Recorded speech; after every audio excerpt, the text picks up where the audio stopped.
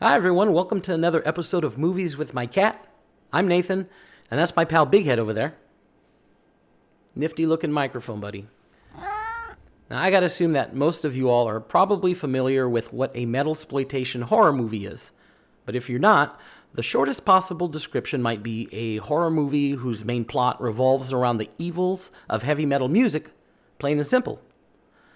Sometimes there's a record that'll spin backwards, and that'll unleash a demon, or maybe people start dropping dead, and then a heavy metal band is blamed for those deaths, or their music is, or their fans are.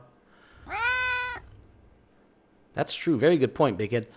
Sometimes no explanation is offered and very little logic is applied, and we're just asked to accept that metal is the cause of the evilness.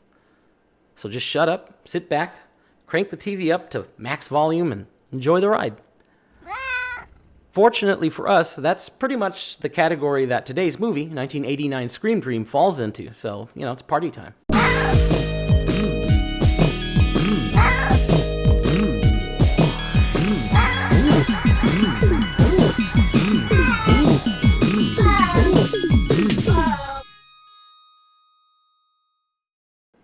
Okay, well, I guess we'll say here at the start that there is a Ted Nugent album called Scream Dream, and that's not what we're talking about today. Probably not. When Donald Farmer, the director of Scream Dream, today's movie, found out that Ted Nugent beat him to that title by nearly a decade, he was pretty disappointed. So I guess he just didn't follow the career of the Nuge. But I'd imagine that Donald Farmer has some kind of fondness for hard rockin' tunes. He did, after all, make Scream Dream. And every single minute of Scream Dream is drenched in heavy metal gravy. It does. Like so many of our favorite films here at Movies with My Cat, Scream Dream and pretty much everything else Donald Farmer has ever made falls into the category of you either like it or you don't. Much like Nick Millard, the director in our first video about Death Nurse, Donald Farmer also leaves his indelible mark on the movies he makes, for better or worse. So I'd say because of that, I do believe it's fair to call Donald Farmer an auteur. Or at least a shot-on-video auteur.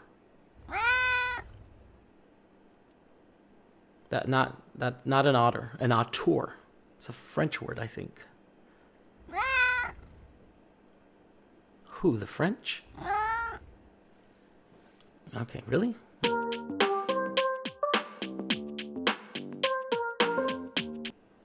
Scream Dream and several of Donald Farmer's other early works, Demon Queen and Cannibal Hookers in particular, are seen as shot-on-video masterpieces by those that enjoy SOV stuff. Now, his passion for movies was instilled in him by his family's fondness for making 8mm movies and then showing them on the living room wall, I mean, boring or not, it's what shaped his future. Without those boring family films, we might not have Scream Dream, so... In addition to making films, Donald Farmer also wrote about films in publications like Fangoria, Fantastic Film, and in his own early 80s fanzine, The Splatter Times, where in that magazine he was speaking with do-it-yourself low-budget luminaries like Fred Olen Ray and Herschel Gordon Lewis. It seems inevitable that Donald Farmer would eventually start making his own low-budget do-it-yourself films. Now, while he already had a handful of directing credits for some short films that he did in the mid-'70s, Farmer's first two feature-length films wouldn't be released until the late 80s, and that would be the aforementioned Demon Queen and Cannibal Hookers. Now, while those two films were shot in Fort Lauderdale and LA, respectively, 1989's Scream Dream would be his first film shot in his hometown, which, of course, is Cookeville, Tennessee. It's Cookeville, not Cockville. And it's about 80 miles east of Nashville. Now, one of the best things about shot-on-video horror films is that a large portion of them are what you might call regional horror films, meaning that they had nothing to do with the major studios, and they were most likely made outside of the major hubs of filmmaking like LA and New York. Because of this, the lucky viewer got a chance to see all the local attractions of a place they'd likely never go to. I'm probably never going to Cookeville, Tennessee. It's Cookville, again, not Cockville. But yeah, nothing against Cookville. Could be a super cool place. But if I'm going to Tennessee, I'm seeing Memphis or Nashville, maybe Knoxville, but probably not Cookville. But thanks to Donald Farmer and Scream Dream, we're given a glimpse of Cookville in the form of the Putnam County Fairgrounds, where the Putnam County Fair, State Fair, it's in full swing. Hey, this is really incredible running into you again like this. Don't tell me you don't remember me. Well, I know a lot of Which one are you? That's a good one. I'll have to remember that. That's about all we see of Cookville scenery because the majority of this film takes place indoors. Most of the interior shots were filmed in a friend's photo studio, which was actually just a huge abandoned factory with a bunch of different rooms. And when we're not seeing the inside of that building, we're seeing the inside of a rock club. Donald Farmer wanted to film in a real club for authenticity's sake, of course. Now, the place was called the Sword and Stein, and according to Farmer himself, it was a known hangout for the legendary comedy duo Cheech and Chong when they were in town. So Donald Farmer, he convinced the owner of the Sword and Stein that letting him film there would be good advertising for the place. Maybe it would have been if a gas leak hadn't blown the whole place up soon after in the spring of 1990. So, we'll never know if Scream Dream would have ticked up the business there at the Sword and Stein. But before it blew up, the stage of the Sword and Stein would be graced by the main protagonist of Scream Dream, a controversial rock and roller named Michelle Schock, played by Carol Carr. Yeah, folks, in 1989, maybe you know this, there was already a famous musician by the name of Michelle Schock, and I'm pretty sure they knew she existed, but they still went ahead and named the main character of their movie Michelle Schock. And in the Scream Dream universe, Michelle Schock is the hottest ticket going. Michelle Schock, tonight in concert. I can't believe I forgot it was tonight. We gotta go. We do? You got any cash? Rick, I need that for my car payments. So you get behind a little. We're gonna rock. That lucky fella ends up backstage at the Michelle Schock concert. And if you think he was a dick for stealing his girlfriend's car payment money directly out of her purse, right in front of her, his behavior, once backstage, it won't surprise you. Excuse me, madam. Aren't you Michelle Schock? No shit. Did you figure that out all by yourself? Or did your little girlfriend give you a hint? Girlfriend? Actually, this is my sister. Rick! Hi, my name's Rick Smithson, and I'm your biggest fan. No doubt. I must have every record you've made. Would it be asking too much for... An autograph. I give lousy autographs, but I give great. You want to go with Little Miss Dental Hygiene or stay with me? Susie, you think maybe I just could catch you later at the house? I think you're both disgusting. Gross. Everything they say about you on TV is true. You are a witch. Of course, all of those rumors swirling around Michelle Schock being a satanic witch practicing black magic are all true. Michelle Schock definitely practices black magic. And as proof, we see her lighting candles around a collection of human skulls, eating human hearts, biting human crotches.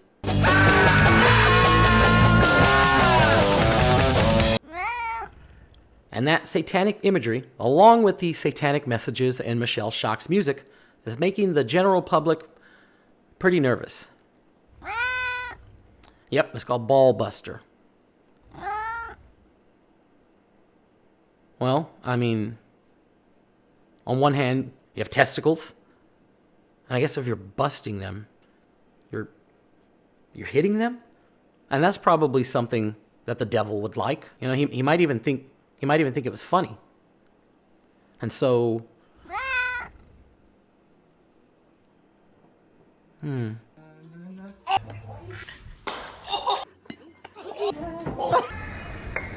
there was a ton of ball busting in that show. You're right. I don't know, Big Head. Who knows? Ballbuster, it's not the most nefariously evil sounding song title. It's just not. But the fact that fans who've attended the Michelle Schock concert keep coming up missing, Well, that's a bit more nefarious. Is this some sort of publicity gimmick to draw attention away from the concert disappearances? Maybe you people don't catch on so quick. I'm not talking to reporters, especially on the rag. So, the public has no right to know if your singer was involved in up to 13 unsolved murders? And were you aware that in the past 2 years, unsolved disappearances occurred after 13 of those shows? Yeah, that's a lot of people disappearing in a very specific time and place. It's hard to believe nobody's been dragged down to the station for questioning. However, all the negative press is proving to be too much for one Lou Sharkey, the band's manager. Mr. Sharkey, there's a Brenda Watson from Channel 4 outside to see you. Shit. Do I look like I want to talk to some reporter? You go out there and tell that to stick that microphone up her tight ass. Should we quote you on that, Mr. Sharkey? Look, I already told your station once, I'm not giving any interviews, period. So Lou Sharkey, he's got a solid solution. He's just going to fire the dark-haired vengeance witch, Michelle Schock, right? And replace her with a sunny blonde named Jamie Summers. I got reporters breathing down my neck. Parents are screaming she's turning little kids into devil worshippers. I don't need the aggravation, okay? The bitch's ass is history. Oh, and tell her I said have a nice day. That shouldn't lead to any trouble, right? Well, spoiler alert, of course, things go badly. The witchy Michelle Schock possesses Jamie Summers, and the vengeance begins. By the way, Jamie Summers' possession was very preventable. I'll just say this as a friendly tip. If you walk into a person's home uninvited and you see them on the floor dead and bleeding, don't lick the blood spilling from their neck. Very preventable, or at least I thought so.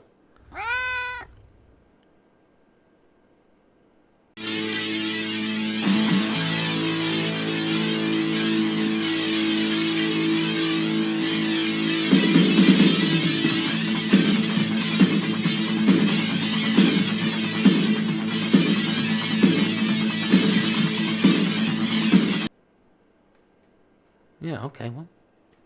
So it was some kind of eye-to-eye transmitted possession. Okay.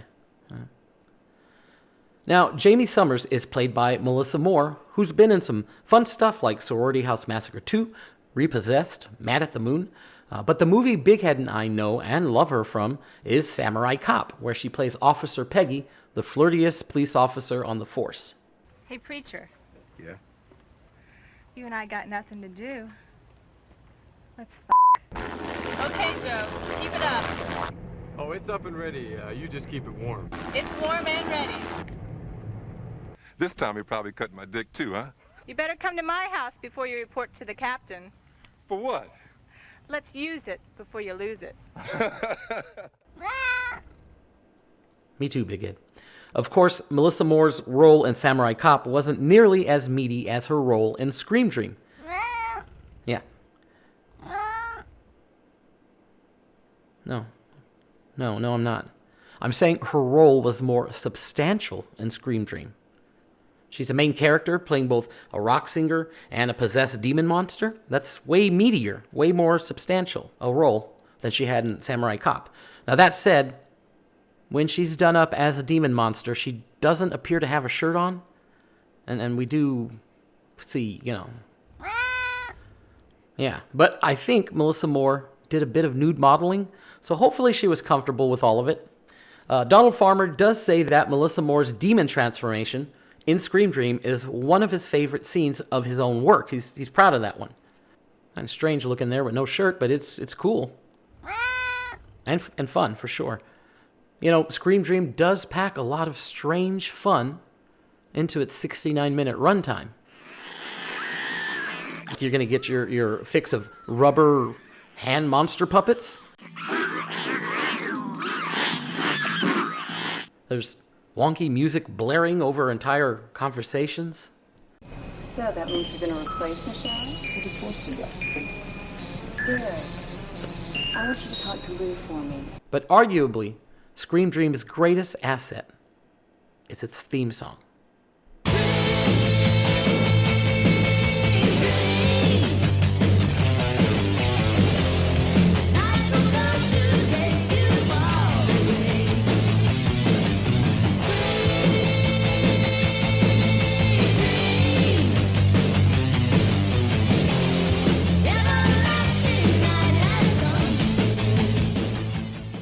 serious fist pumping action. Are you supposed to get winded from fist pumping? Now, the music is provided by a band called Ricochet. That's Ricochet spelled R-I-K-K hyphen O hyphen S-H-A-Y. Ricochet. And Ricochet was a real band. It's the band we see in the movie. Those are the real members of Ricochet pretending to play their instruments. But they just don't have their real singer because, it's being played by Michelle Uber and then later Melissa Moore, who were pretending to fake sing. Did that make sense? We do hear 3 songs by Ricochet, and I think they also did the background stuff, the incidental music, and they got it all done in a 2-hour recording session at a studio in Nashville. It's Cookville. But yeah, I don't know. Couldn't find anything out about them. I looked. They were probably from Nashville, but, still cool of them to play. Now, just a quick aside before we go. While looking through Donald Farmer's credits, I saw he was once a contestant on a 2009 reality series called Megan Wants a Millionaire. The show revolves around Megan Hauserman, a Playboy playmate and former cast member of Rock of Love with Bret Michaels. The end goal of Megan Wants a Millionaire was to find a financially stable marriage partner for Megan. Megan wants love, Megan wants money, to live a life of milk and honey with a man who takes her there. A gentleman extraordinaire. Megan wants a millionaire. Yeah, tell me about it. So, meeting that criteria, 54-year-old Donald Farmer became the oldest of the 17 contestants that were on this show, given a chance to prove their case for marriage to Megan. There was a young smoking blonde hottie who had brains, but a real banging body. Oh, let me see, I forgot the last line. You'll have to take that again. By the way, Meg, I have a hobby. I am psychic. I'm going to have to, mesmerize you into falling in love with me. Ooh. I have poured into your mind and revealed your inner thoughts. Oh! Agreed. That's exactly what I imagined Donald Farmer on a reality show would look like. Bad line reads, uncomfortable interactions. It's very on brand.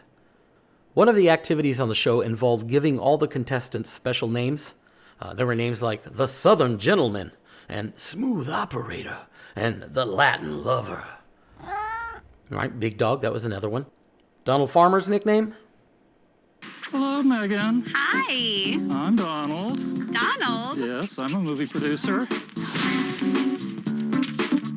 The producer. It's not great. True, not the worst. The worst nickname given was Internet Entrepreneur. Not just because it's a crazy boring nickname, but because Internet Entrepreneur was the nickname given to someone who already had an awesome nickname. What was that nickname, Big Head? Sex Toy Dave. From Sex Toy Dave to Internet Entrepreneur. That's a steep downgrade in nicknames. Anyway, Donald was eliminated on the very first episode. Megan basically said he was so physically unattractive to her that it just wouldn't work. Even still, she did ask Donald to put her in one of his movies, which I don't think he's done yet, but... Right, yeah, no, I'm not mad at it. You got to take your shot, right? Who knows? Now, the legacy of Megan Wants a Millionaire is now mostly a thing of true crime territory. So, we're not a true crime podcast. I don't want to cover the whole thing, but in short, the show was canceled when one of its contestants, a guy named Ryan Jenkins, the aforementioned Smooth Operator, became the main suspect in his wife's death. I know, it's crazy. It's connected to a tragic crime. I mean, that's nuts, right? Right, yeah. Apparently, he actually had 2 of them. He had $2 million at the time of recording, at least. I'd imagine he's probably made a few more because he's still going strong. He's still making movies. Here's a few recent titles. I haven't seen any of these, but I'm going to go ahead and call them recent favorites. We're talking about recent favorites like Shark Exorcist, Bigfoot Exorcist, Debbie Does Demons. Got a little blue there. Of course, yeah. Big Head really wants to see a movie called Catnado. Well, that makes sense, right? I guess I kind of do too. And if you think about it, like a tornado of cats is probably way more dangerous than one, right, made of sharks, because... Well, if you haven't already seen Scream Dream, definitely go do that. Better yet, squeeze into your best leather and spandex outfit and watch it with a friend. But just maybe let them know you're going to do that. You know, that'd be a strange surprise for your so-called friends. All right, everybody. Well, thanks for hanging out with us. I hope you enjoyed the episode. And if you did, please feel free to like and subscribe, or maybe you can drop a comment there for Big Head. Or maybe there's a goofy movie that you love that you want me to know about, and we'll check that out. That would be nice. Anyways, well, anything else you want to add, Big Head? As always, we'll see you on the next one, everyone. Bye.